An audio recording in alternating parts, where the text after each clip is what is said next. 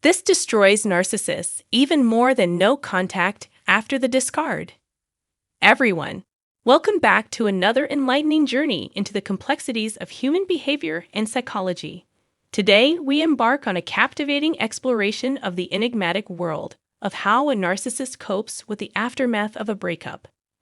We're about to unravel the intricacies of this puzzle, delving deep into the post-breakup psyche of these individuals. Narcissists, the masters of duality, often commence their relationships with a mesmerizing display of idealization. They shower their partners with affection, weaving promises that rival epic tales. However, this narrative takes a dramatic turn as they transform into architects of deception, orchestrating smear campaigns that would give even Machiavelli pause. It's a dance that oscillates between the sweet serenade of love and the bitter embrace of deceit. Navigating these turbulent waters can feel like attempting to tame a raging storm. At times, it's tempting to envision an entity like the World Health Organization monitoring their tumultuous impact on our lives, treating them as if they were a contagion in need of containment. If you resonate with this sentiment, consider giving that like button a gentle tap. It's our unspoken pact, our signal on this enlightening voyage. So, what transpires in the world of a narcissist after a breakup? You might assume devastation, especially if you've initiated no contact or they've blocked you on social media and their phones. It's common for them to initiate the breakup, leaving you without closure, maintaining the option to return at their whim. However, there are instances where you take the initiative and end the relationship first, a commendable choice. But here's the crux. Narcissists initially view their partners as saviors, believing they hold the solutions to their myriad of problems. Yet, can one person truly be the answer when they grapple with a multitude of issues and inner demons? You are not a miracle worker. They require extensive therapy and perhaps even a few metaphorical exorcisms, not a relationship with you. Now let's return to the concept of discarding. What truly rattles a narcissist, what they find most challenging to cope with, is when you become unbothered. You withdraw the attention and control they crave. It's worth noting that narcissists, in many ways, are akin to overgrown children. So when we speak of discarding, we're discussing the dismantling of their very essence. The one thing they can't handle is your indifference. As we wrap up this exploration, it's crucial to emphasize that narcissists have no effective response to this.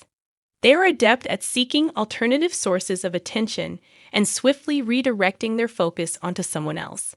The aftermath of a breakup with a narcissist is a complex dance of emotions and behaviors, but understanding these dynamics can empower individuals to regain control over their lives. However, it's essential to be unequivocal about a crucial aspect. Closure, as we traditionally conceive it, isn't something a narcissist will willingly offer. In fact, it's quite the opposite.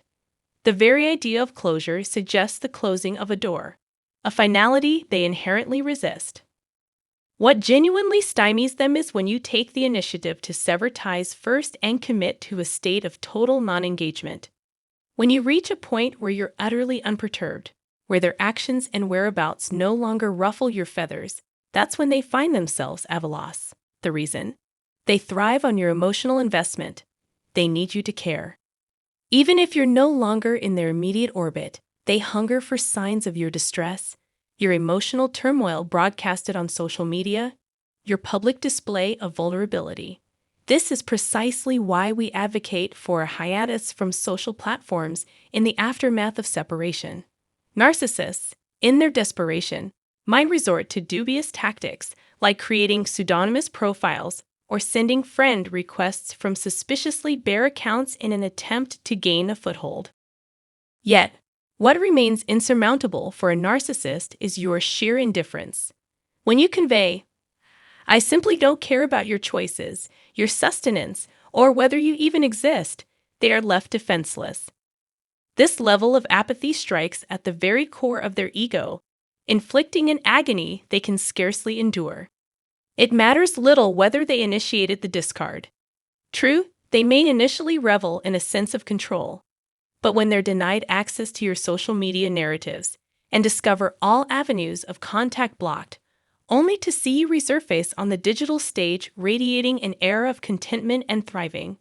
It's then that they experience profound torment.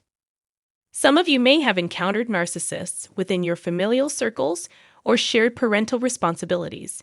In such instances, you may have honed the practice of gray rocking, a remarkably effective technique.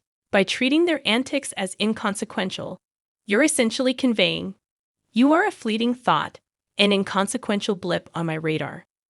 For a narcissist, this is anathema, particularly if you were their previous wellspring of supply. Once they shift their focus to a new source, you may inexplicably regain a lure in their eyes.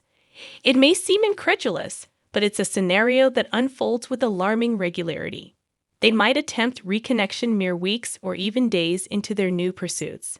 However, when your emotional detachment becomes genuine, it confounds them. The notion that you no longer harbor concern for their actions or their very existence becomes their kryptonite. You see, narcissists thrive on your emotional investment. It's the linchpin of their manipulative game. Consequently, achieving emotional detachment post-discard is nothing short of devastating for them. When you project a demeanor devoid of emotion and exhibit an utter disinterest in their machinations, it signifies a loss they dread. It's an acknowledgement that they've lost you irrevocably. This realization is their worst nightmare because narcissists are perpetual chess players. They desire to keep the door perpetually ajar, retaining control. Yet, your resolute unflappability strips that control from their grasp. It's a potent response that can either fuel their obsession or, more frequently, deliver a crippling blow to their ego, often compelling them to retreat. It's a profound narcissistic injury, one that many never truly recover from. Please share this insight with those who may benefit from it. Remember, even after a narcissistic discard and adopting a no-contact stance, the ultimate weapon in dismantling their influence is your unshakable composure. Stay resilient and always hold onto the knowledge that healing and flourishing are not only attainable but your birthright.